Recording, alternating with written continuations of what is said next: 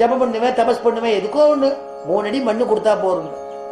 உடனே அப்படியா, ரொம்ப சந்தோஷம், கொடுத்துடுறேன்.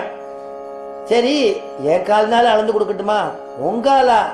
ஏப்பா, நான் மெனக்கிட்டு நான் வந்திருக்கேன், எனக்கு நீ தானம் கொடுக்க போற, எனக்கு இருக்கிற குட்டி காலாலே நீ அளந்து கொடு போறோம். என்னுடைய பாதத்தால் யானளப்ப மூவடி மண் மண்ணா தருகன்று வாய் திறப்ப. என்னுடைய பாதத்தால், என்னுடைய பாதத்தால் நானே அளந்துக்கிறேன், 3 அடி மண்ணு கொடுத்துட்டு போறோம் அப்படின்னு கேட்டாராம். அப்படி கேட்ட உடனே பெருமாள் தந்தேன்னு சொல்றதுக்கு முன்னாடி உங்க எந்த ஓடி வந்துட்டார் சுக்கராச்சாரியார். கொடுக்காதப்பா, நான் சொல்றேன், நீ கொடுக்காத. வந்திருக்கிறவன் சாமானியம் இல்ல, மாயா மானவ கோஹரிகி, பிரம்மச்சாரி வேஷத்தோட வந்திருக்கான். ஏன்னா ஆஞ்சநேயன் சுக்ரீவனுக்கு பாதுகாப்பா இருக்க. வாலியினால விரட்டி அடிக்கப்பட்டவனான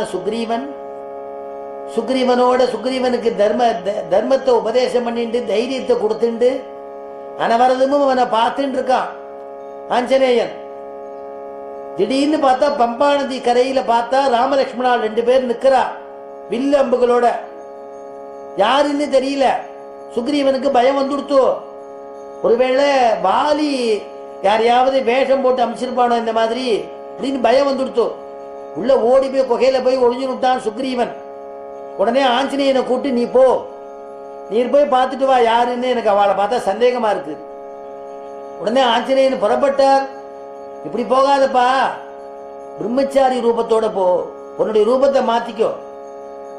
கபி ரூபம் பரித்யஜ்ய ஹனுமான் மாருதாத்மஜஹ.